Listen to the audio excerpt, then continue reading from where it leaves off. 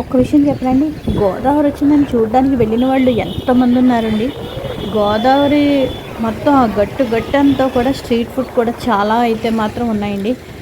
మనం ప్రశాంతమైన గాలి పీల్చాలన్న ఒక్కసారి ఇలా గోదావరి గట్టు దగ్గరికి వచ్చి చూస్తే చాలా చాలా బాగుంటుంది. రూ. 200తో మొత్తం మనకి బయటకి ఎక్కడికైనా వెళ్తే రెస్టారెంట్‌కి వాటికి బోలెడంత అవుతుందండి. కానీ ఇలా టైం పాస్ చేసే అదృష్టం ఎవరికి ఉంటుందండి? ఓన్లీ రాజమండ్రి వాళ్ళకి మాత్రమే ఉంటుందండి. ఎందుకంటారా? చూడండి ఎంతమంది ఉన్నారోను చూడడానికి వచ్చిన వాళ్ళు.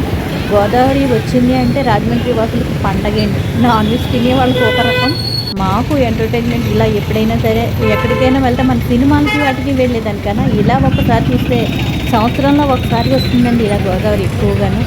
అయితే ఒకసారి పూజ అంటే ఈ గోదావరి ఎక్కువ వచ్చినప్పుడు కూడాను పొద్దున్నప్పుడు పువ్వులు నెక్స్ట్ జాకెట్ ముక్క, పసుపు, కుంకుమ కూడా అమ్మవారికి గోదావరిలో వేస్తూ ఉంటారు. ఒకసారి మేము ఇలా చాట్ కూడా తినేస్తాం. ఎందుకంటే పూజ చేసేటప్పుడు అమ్మవారికి శాంతించమ్మ గోదావరి తల్లి అని చెప్పి దండం పెట్టుకుంటారండి. అయితే నేను ఈవినింగ్ తీశాను కాబట్టి వీడియో తీయలేకపోయాను. పొద్దున్నప్పుడు అయితే మాత్రం చేస్తూ ఉంటారటండి గోదావరి ఇలా ఎక్కువ వచ్చినప్పుడు. ఒక్కసారి మనం కూడా అలాగే దండం పెట్టుకుందాం.